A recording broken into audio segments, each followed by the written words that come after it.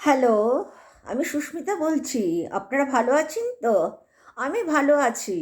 হ্যাঁ, আজকে প্রথমেই আমি জানিয়ে দিই, আমাকে সাবস্ক্রাইব করে উপকৃত করবেন, যাতে আমি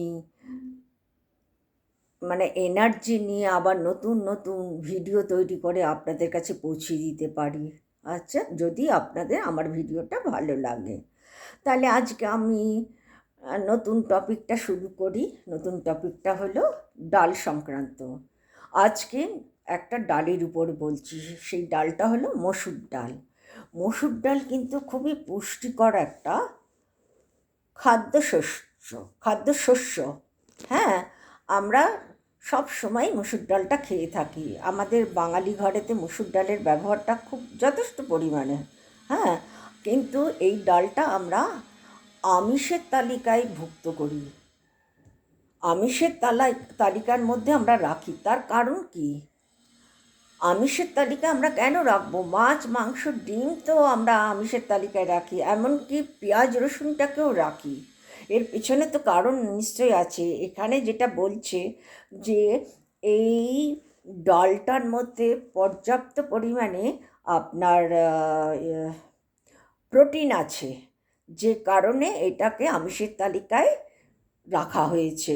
আর তাছাড়া এর মধ্যে ফাইবার রয়েছে। যে কোনো ডালেতে যথেষ্ট ফাইবার থাকে, ফাইবারটা ভালো পরিমাণে থাকে, যে কারণে ডাক্তাররা আমাদের অ্যাডভাইস করে ডালটা রেগুলার খাবেন।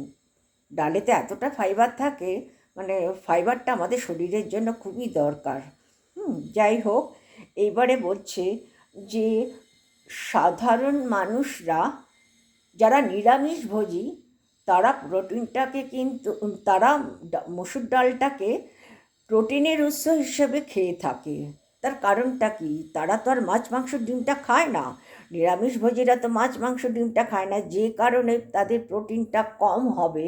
এখন প্রোটিনের ভাগটা যথেষ্ট পরিমাণে শরীরে তো প্রবেশ করা দরকার।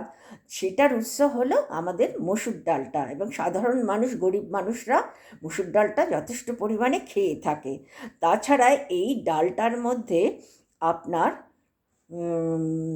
ফাইবারটা, আমি তো বললামই ফাইবার আছে, আর এটা একটা খাদ্যশস্য হিসেবে আমরা গণ্য করি। তাছাড়া আর এটাকে কিভাবে খাই সেটা আমি পরে জানাচ্ছি। বিভিন্ন রঙের হয় কিন্তু মসুর ডালটা, প্রচুর, মানে 3-4 রকম রঙের হয় এটা। একটা হলো লাল আছে, হলুদ আছে, বাদামি আছে, আর সবুজ আছে।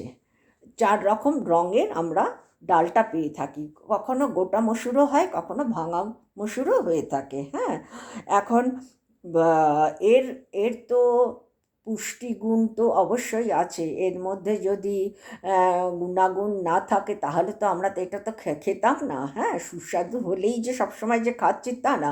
এই আমরা ডালগুলো সবসময় খেয়ে থাকি, কতগুলো ডাল আছে সবসময় খাই, যার থেকে আমরা যথেষ্ট পুষ্টিগুণটা পেয়ে থাকি।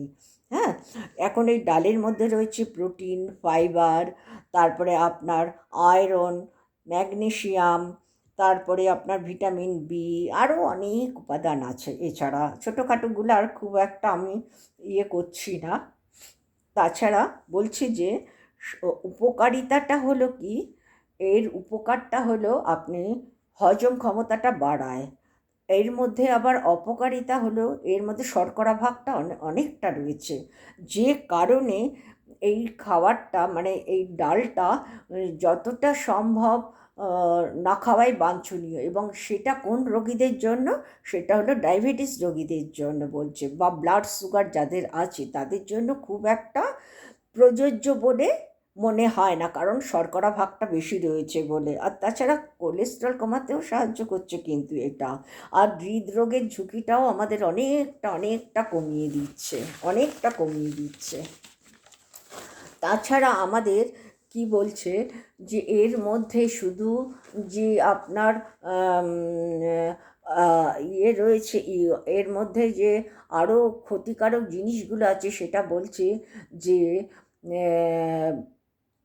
ইউরিক অ্যাসিড যাদের আছে, অর্থাৎ যাদের কিডনির সমস্যা রয়েছে, তাদের জন্য বলছে যে মসুর ডালটা খুব একটা উপকারী না। যতটা না খাওয়া যায় ততটাই ভালো। হ্যাঁ, মসুর ডালের যে একটা ক্ষতি রয়েছে কিডনির পেশেন্টদের জন্য, সেই ক্ষেত্রে অ্যাভয়েড করাটাই যুক্তিযুক্ত। এছাড়া বলছে এটার যে অপকারিতা যেটা বলছে, এটাও যদি আপনি অতিরিক্ত খান তাহলে আপনার গ্যাস্ট্রিক হবে, গ্যাসের প্রবলেম হবে। তাছাড়া বলছে ওজন বৃদ্ধি পাবে, অ্যাসিডিটি হবে, বিভিন্ন রকম প্রবলেম। আর যাদের অ্যালার্জি আছে, বিশেষ করে যাদের অ্যালার্জির ধাত আছে, তাদের ডালটা অ্যাভয়েড করাটাই যুক্তিযুক্ত, কারণ অ্যালার্জিটা বেড়ে যাবে। আর সবচেয়ে বড় গুণ যেটা বলছে, ত্বকের জন্য অসম্ভব উপকারী। আমরা আজকাল দেখছি যে যে কোনো বিউটিশিয়ান কোর্সে বা বাড়িতে তৈরি করে যেসব মুখে প্যাক তৈরি করে মুখে টুখে মাখে, সেক্ষেত্রে মসুর ডালের ব্যবহারটা তো অপরিসীম। মসুর ডাল মানে উজ্জ্বলতা বাড়ায়, স্কিনের উজ্জ্বলতা বাড়ায়। উজ্জ্বলতা, যে আগের উজ্জ্বলতাটাকে ধরে রাখতে আমাদেরকে সাহায্য করে, টোনকে ঠিক রাখতে সাহায্য করে। তাছাড়া মানে স্কিনের আর্দ্রতা, যেটা ময়েশ্চারাইজ, সেটাকে বজিয়ে রাখার চেষ্টা করে। মুখের থেকে যে আমাদের তৈলাক্ত জিনিসটা উৎপাদন হয়, সেইটাকে কমাতে এই মসুর ডালটা আমাদের যথেষ্ট সাহায্য করে। তাছাড়া বলছে আপনার মুখে ব্রণ, ফুসকুড়ি, এসবগুলো আপনার কমাতে যথেষ্ট সাহায্য করে। মুখের মানে তেল তো বললাম, তেলটা যে উৎপাদন হচ্ছে সেই তেলটা কমাতে পর্যন্ত সাহায্য করে। আর এই মসুর ডাল সব রকম ক্ষেত্রে আমরা ব্যবহার করি। যাকে এবারে খাবারের ক্ষেত্রেটা আমি বলি, মসুর ডাল বিভিন্ন রকমভাবে আমরা খাই। বিশেষ করে বাঙালি যারা আমরা, তারা এই মসুর ডালটাকে যেমন একটা ফোড়ন দিই, কালো জিরে ফোড়ন দিয়ে ওর মধ্যে কাঁচা লঙ্কা, একটু পেঁয়াজ ভেজে কাঁচা লঙ্কা দিয়ে একটা পেঁয়াজের ডাল করি, মসুর ডাল করি।